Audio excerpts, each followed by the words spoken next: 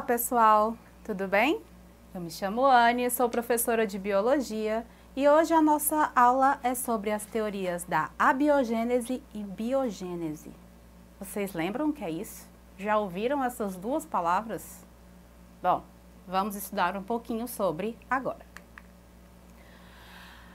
As teorias sobre o surgimento dos seres vivos, elas existem há milhares de anos e já foram diversamente modificadas. Porque antes, os pesquisadores achavam que a vida surgia do nada. Mas por que isso acontecia?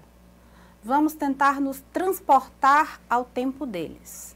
Por exemplo, Aristóteles viveu 300 anos antes de Cristo e ele já estudava a natureza ao redor dele.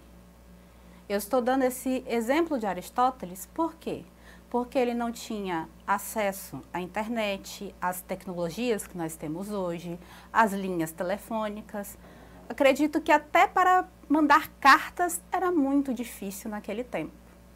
Então, nós temos que pensar de acordo com esses pesquisadores para entender o porquê que eles pensavam dessa forma.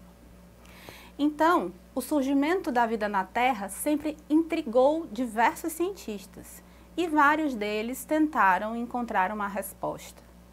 Infelizmente, essa resposta não é totalmente satisfatória até hoje, mas nós temos algumas que mais conseguem se aproximar da realidade. Por que isso? Porque os cientistas conseguem comprovar, através de experimentos, que elas estão mais corretas. Primeiro, surgiu a hipótese da abiogênese. O que essa hipótese dizia? Que a vida surgia do nada, a partir de matéria morta. Por exemplo, se nós deixássemos uma camisa suja no chão, ratos surgiriam dali. A camisa suja daria origem a ratos adultos, inclusive. Imaginem só. Bom, a partir disso, cientistas ficaram se questionando e, mesmo assim, vários defenderam essa hipótese. E existem algumas teorias que dizem que pelo menos a biogênese aconteceu 2 vezes em nosso planeta. Primeiro, logo após a formação dele, e depois há 2,7 bilhões de anos atrás, ou seja, há muitos anos atrás. Por que eles acham que isso aconteceu? Porque não tem uma explicação tão forte, tão condizente para isso. Vamos lá.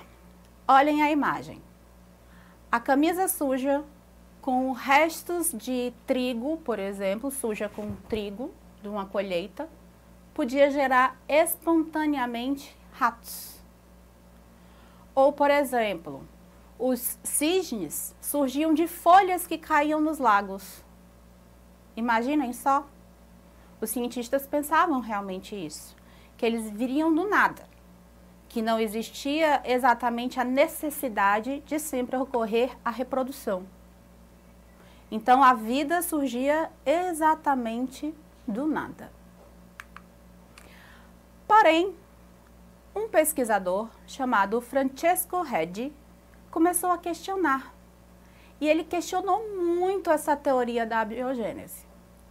Então, segundo ele, era impossível que um ser vivo aparecesse do nada, simplesmente de uma camiseta suja ou de folhas na água. Tem que ter alguma outra coisa. E aí ele começou a testar coisas para comprovar a teoria dele. Francesco Redi fez o seguinte experimento. Pegou 2 pedaços de carne e colocou dentro de 2 vidros. Em um deles, ele tampou com um tecido e colocou uma liga para segurar. O que aconteceu? Naquele que estava descoberto, ao longo dos dias, de vários dias, ele deixou aquela carne apodrecer ali dentro, começaram a surgir várias larvinhas. Várias coisas que começaram a degradar aquela carne. Já aquele que estava com tecido em cima, claro que a carne também apodreceu, mas ela não estava com o mesmo aspecto daquele que estava aberto. E também não tinha larva nenhuma nela. O que foi que ele pensou? Red pensou exatamente que que a vida não surgiria do nada, que alguma coisa tinha que influenciar ali. E assim ele criou a teoria da biogênese. Porém, a teoria da biogênese ela não foi bem aceita. Por quê? A teoria da biogênese dizia que um ser vivo só pode surgir a partir de um outro ser vivo pré-existente. O que nós sabemos hoje que está completamente correto. Mas naquela época, sem tecnologia nenhuma, vários pesquisadores disseram, ok, Red, você está certo. E outros disseram, não, isso está errado, a biogênese é a teoria correta. Então, vários pesquisadores ao longo dos anos continuaram contestando e fazendo experimentos atrás de comprovar ou desqualificar a pesquisa de Red. Assim, nós vamos destacar nesse meio 3. Needham, Spallanzani e Louis Pasteur. Vocês já ouviram esses nomes? Acho que de Pasteur, sim. Mas vamos falar um pouquinho sobre Needham e Spallanzani. Needham e Spallanzani fizeram os mesmos experimentos. Porém, Needham era um defensor da abiogênese, ou seja, que a vida surgia do nada.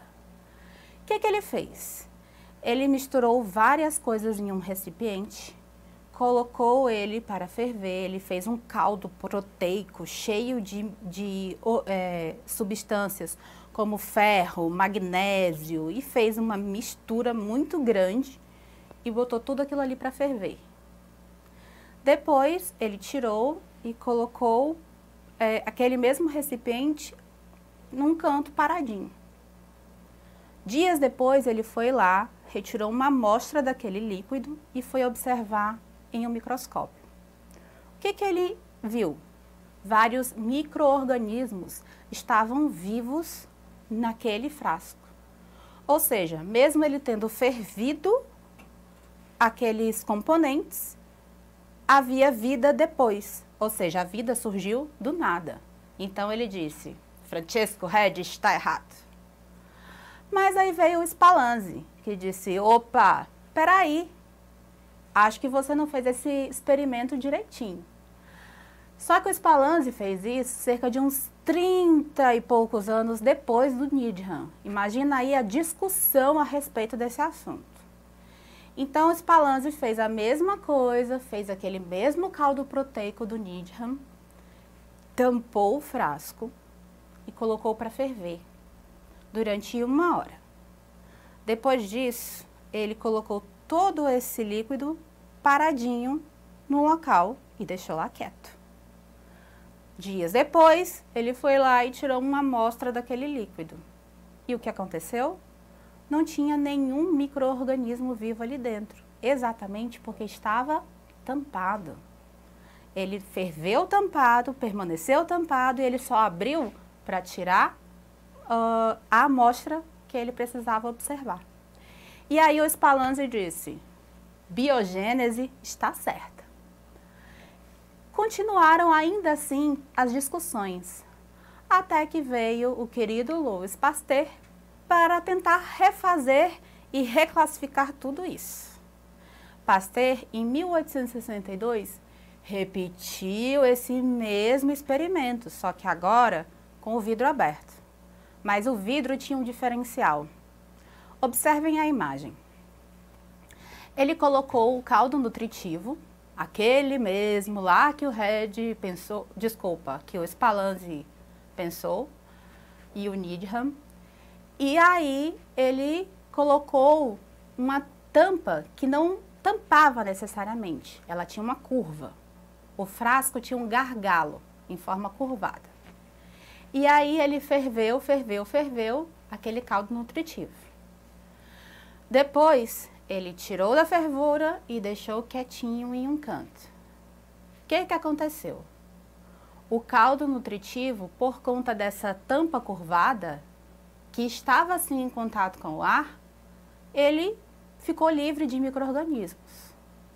Ele testou e disse, olha, aqui ainda não apareceu nada.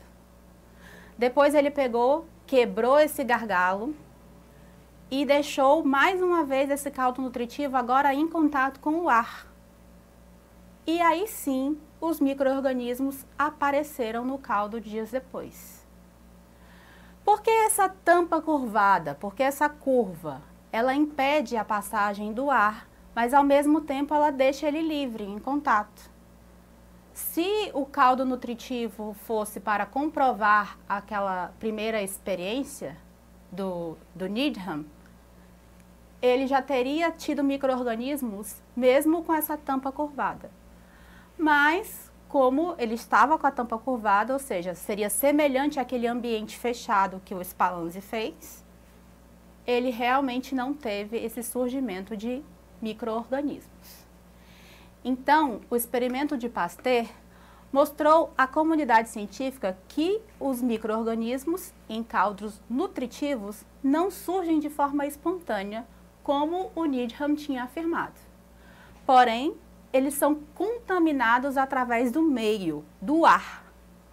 A partir dessa experiência, a teoria da abiogênese caiu por terra e todos os outros cientistas passaram a acreditar na biogênese. Com o avanço científico, houve várias outras hipóteses formadas ali, mas todas continuam corroborando o fato de existir a biogênese. As tecnologias que hoje estão ao nosso acesso fazem com que a gente pense melhor a respeito do assunto e encontre melhores respostas para saber como foi que a vida de fato surgiu. Vamos fazer o exercício? Essa tirinha aí apresentada retrata humoristicamente uma teoria da origem da vida defendida por Aristóteles há mais de 2000 anos. Considerando os pressupostos que embasem essa teoria e os experimentos que a refutaram, julgue o item a seguir. A teoria da geração espontânea supõe a existência de um princípio ativo que, associado às porções de matéria-vida inanimada, fosse capaz de dar origem a seres vivos complexos. Olha aí a lagartinha. A outra estava ali uma folhinha voando, uma poeirinha e fez puff. Geração espontânea. Olha só. Como é engraçado essa teoria. Então, hoje vocês sabem que a vida ela simplesmente não surge do nada e que a teoria da biogênese é a correta. Bom, pessoal, nós ficamos por aqui. Acessem esse material e os outros disponíveis na plataforma Eduque. Tchau, tchau!